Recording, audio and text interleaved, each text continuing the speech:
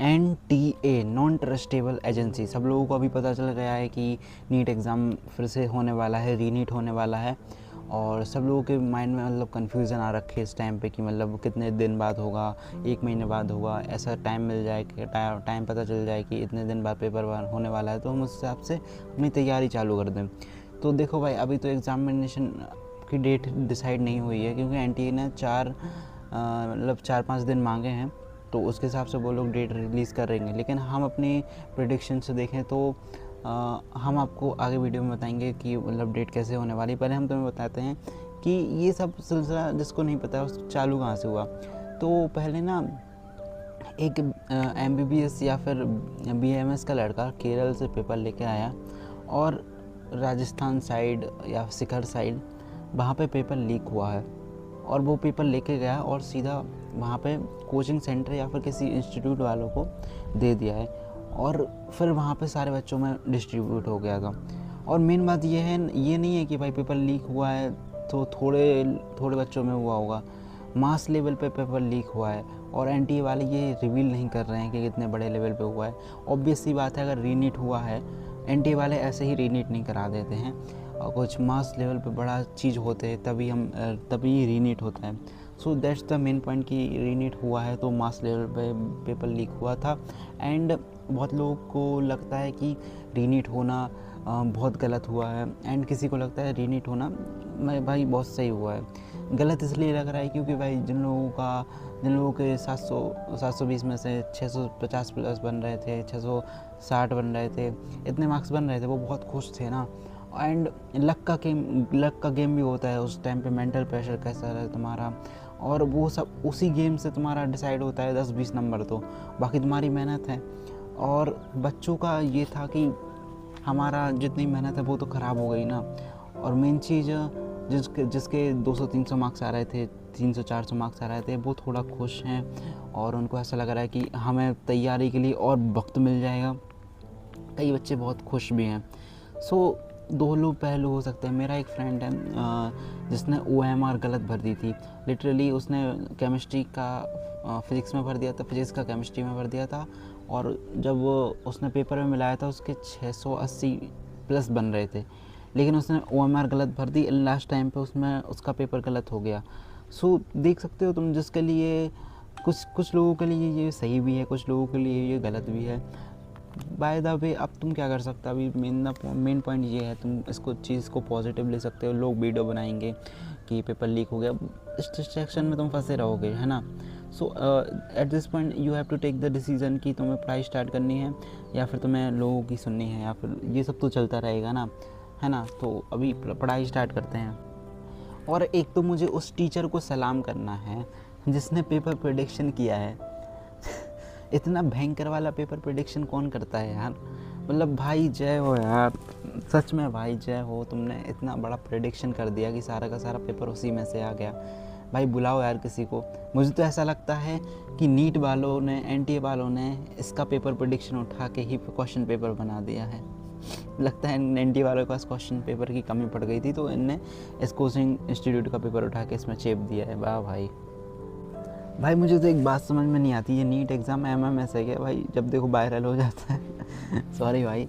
तो अभी चलो मेन मुद्दे पे आते हैं कि नीट एग्ज़ाम कब होने वाला है। देखो 2015 के हिसाब से देखें ना, 2015 में जब पेपर लीक हुआ था तो रीनीट हुआ था, एंड उस टाइम भी 3 मई को नीट का एग्ज़ाम हुआ था, और फिर 3 मई के बाद उन्होंने 2 महीने का समय दिया था, और 2 महीने में उन्होंने रीनीट करा दिया था। तो उस समय ना NTA पेपर नहीं कराता था, उस समय ना पेपर कराता था AIPMT, और उसने 2 महीने का समय लिया था। और अभी न्यूज़ आ रही है, जो डायरेक्टर वगैरह हैं वहाँ NTA के, उनने बताया है कि हम जल्द से जल्द पेपर कराने की कोशिश करेंगे, फुल कोशिश करने वाले हैं। सो तुम अभी ये समझ लो कि 21, मैं डेट बता देता हूँ तुम्हें, 21 जून में हो सकता है पेपर, या 5 मई को पेपर हो सकता है, 5 मई को पेपर हो सकता है, या 21 जून को पेपर हो सकता है। This is my paper prediction भाई, देख लेना तुम, इसी डेट के आसपास होने वाला है। देखो संडे को तो होगा ही, ऑफ कोर्स यार, संडे को एग्ज़ाम पेपर होता है। सो और लास्ट वीक में UGC नेट का एग्ज़ाम है, तो उस वीक में नहीं होगा।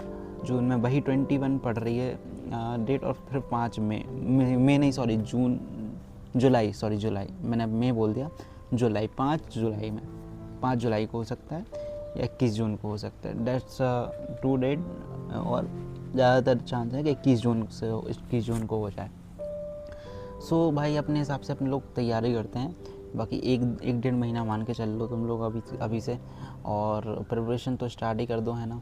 और कोई फ़ायदा नहीं है ये वीडियोस देख के कि तुम कब प्रिपरेशन स्टार्ट करोगे। देखो तुम्हारे पास ना एक चांस आ गया एक्स्ट्रा, सो उस चांस को भाई यूटिलाइज़ कर सकते हैं।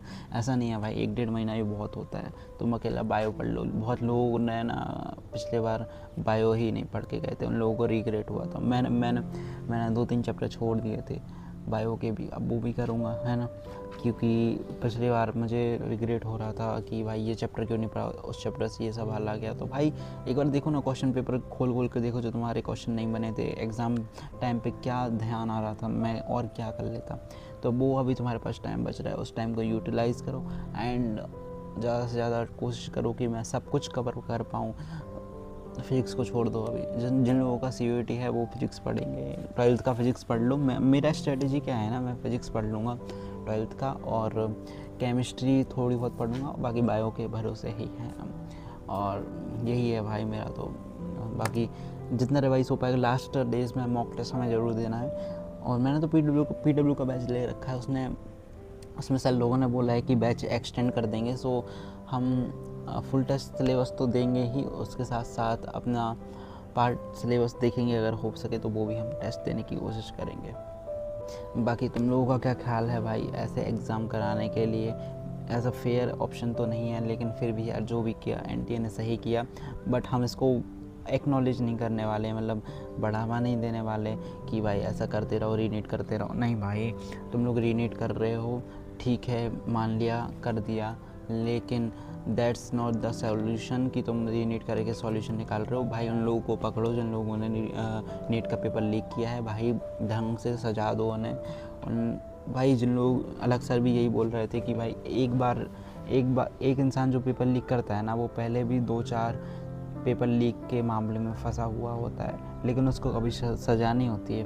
That's the education system of our India, reality of India, and ये कड़वा सच है भाई। तुम लोग इसको एक्सेप्ट करो या ना करो, लेकिन इंडिया में रह रहे हो तो तुम्हें इस चीज़ का तो ज्ञान हो ही गया होगा कि भाई कैसे SSC के पेपर लीक हो जाते हैं, बाकी एग्ज़ाम के पेपर लीक हो जाते हैं। अगर तुम इंडिया के बाहर जाकर देखोगे ना, गाँव का वगैरह का एग्ज़ाम, भाई पूरी सिटी ब्लॉक कर देते हैं उस दिन के लिए। देखो भाई, मैं तो चाइना का देखता रहता हूँ एग्ज़ाम कैसे होता है, पूरा सिटी ब्लॉक कर देते हैं, पूरा देश में लॉकडाउन हो जाता है जिस दिन चाइना का पेपर एग्ज़ाम होता है। और भाई इतनी ट्रांसपेरेंसी होती है ना, इंडिया में वो कभी पॉसिबल ही नहीं है। अब मैं इससे ज़्यादा बोलूँगा ना तो भाई बहुत लोगों को बुरा लग जाएगा। सो हम ज़्यादा तो बोलते नहीं हैं, जितना है सो मैंने अपना पॉइंट ऑफ व्यू बताया है कि मैं क्या फ़ील कर रहा हूँ उस टाइम पे, and what you are feeling, you can comment on this video. फिर तुम लोग बता सकते हो व्हाट यू थिंक, एंड तुम्हारी स्ट्रेटजी क्या रहेगी अगले दिन में। बाकी अगर NTA जल्दी से जल्द डेट अनाउंस कर देना, है ना, डेट अनाउंस कर दे तो हम उस टाइम उस साइड से अपना टाइम टेबल बना लें, अपना वो कर दें, तो जल्दी डेट डिसाइड हो जाए तो बढ़िया रहेगा मेरे हिसाब से तो। और भाई 2-3 दिन में डेट आ ही जाएगी, सो प्रिपरेशन तो तुम लोग स्टार्ट कर ही दो। मेन बात भाई, एग्ज़ाम के पहले ये लोग NTA वाले क्या बोल रहे थे, this is not your school level exam. भाई स्कूल लेवल एग्ज़ाम नहीं है, ठीक है, मान लिया, लेकिन हमारा स्कूल लेवल एग्ज़ाम कभी लीक तो नहीं होता है। दैट्स द ट्रूथ ना, कि हमारा स्कूल लेवल एग्ज़ाम कभी लीक नहीं हुआ है ना। अब ये तो मानना पड़ेगा ना आपको। आप पहले ट्वीट में लिखते हो नीट के पहले कि this is not your school level exam, बच्चों की मेंटल स्टेट ख़राब कर देते हो 2 दिन पहले, 3 दिन पहले। आप बोलते हो कि नहीं, दिस इज़ यार नेशनल लेवल एग्ज़ाम, ये कभी लीक नहीं होगा, क्योंकि उससे पहले लीक की खबर आ रही थी, इसलिए शायद NTA ने ट्वीट करा होगा। लेकिन अब क्या भाई, this is your national level exam, ऐसा होता है नेशनल लेवल एग्ज़ाम। एक बार बाहर के देशों में जाकर देखो यार, ऐसा नहीं होता है। भाई पहले तो मुझे बिलीव ही नहीं हुआ कि रीनीट होने वाला है, क्योंकि मुझे तो पता ही नहीं था। मुझे तो दोस्तों के कॉल आने लगे कि भाई रीनीट हो गया। मुझे तब भी भरोसा नहीं था, क्योंकि भाई रीनीट होना बहुत ज़्यादा बड़ी बात हो जाती है। इस मास लेवल पे एग्ज़ाम कराना, करोड़ रुपए। अब भाई ये पैसे तो वापस कर रहे हैं ना, 2000 रुपये भाई वापस कर दे तो बढ़िया है। अब और ये अपने पैसे लगा के पेपर कराएंगे, तो ये पैसा भी भाई अपना है, अपन ने टैक्स दिए हैं इन लोगों को। अब ये अपना टैक्स लगा के अपना ही पेपर कराएंगे, और गलती किसकी थी? एनटीए की। समझ रहे हो भाई? ये मत समझो कि भाई एनटीए वाले कहाँ से पैसे लेके आएंगे। भाई एनटीए भाई अपना ही टैक्स देंगे, अपना ही टैक्स लेंगे और अपने को ही देंगे। दैट्स द ट्रूथ भाई। तुम एक बार देखो, माइंड देखो भाई एनटीए का कितना चालाक है। सो सब चलता है भाई, सब चलता है, ऐसे होता है भाई काम। ऐसा नहीं है कि भाई एनटी वाले कहाँ से खुद के पैसे थोड़ी देंगे, वो भी अपने टैक्स के पैसे ही लेने वाले हैं भाई। ऐसा कोई एक डिकेड में 10 साल में नहीं हुआ है जब पेपर लीक ना हुआ हो। देख लो भाई तुम, 2016 में लीक हुआ, और एक बार 2007 में उसमें भी लीक हुआ था, मुझे एग्जैक्ट ईयर तो याद नहीं। अभी भाई देख लो हर 2 साल में पेपर लीक होने लग रहा है। एनटीए का, एसएससी का पेपर लीक हुआ था अभी भाई, हर जगह खबर आती हैं। यूजीसी नेट का पेपर लीक हुआ था, हर जगह पेपर लीक ही होते हैं, कोई स्ट्रिक्ट एक्शन लिया ही नहीं जाता है भाई। अब तुम ऐसे डॉक्टर बना रहे थे, लेट्स इमेजिन कि भाई 5 से 10 हज़ार लोगों ने पेपर ख़रीद भी लिया था, है ना, उसमें से 5 से 10 हज़ार लोगों ने पेपर खरीद लिया था, और व्हाट इफ की रीनीट होता ही नहीं। तो तुम जो देख रहे हो ना, 5 से 10 हज़ार बच्चे जो डिज़र्व नहीं करते थे, जो डिज़र्व बिल्कुल नहीं करते थे, वो डॉक्टर बन जाते। और वो डॉक्टर बनते कौन? अमीर बाप की औलाद, जिनके पास बहुत पैसा है, जो पैसे खर्च कर सकते हैं एग्ज़ाम के एक दिन पहले, 5-5 लाख रुपए एक दिन पहले एग्ज़ाम के, वो पैसे खर्च कर सकते हैं, वो डॉक्टर बनते जो डिज़र्व नहीं करते भाई, तुम्हारी सीट जाती। सो एक ये ना बहुत अच्छा डिसीजन लिया गया है, बट हम वैसे भी उसको एक्नॉलेज नहीं करें, मतलब बढ़ावा नहीं देंगे। लेकिन भाई ये अच्छा डिसीज़न है कि ठीक है, तुम इतने बच्चों की लाइफ तो बचा रहे हो। वैसे ही बहुत लोगों ने 4-4 ड्रॉप ले रखे हैं, उनका तो भाई सोचा है। सो दैट्स ऑल भाई, मेरा पॉइंट ऑफ व्यू। एंड ठीक है भाई, मिलते हैं अगली वीडियो में। Thanks for watching, bye bye.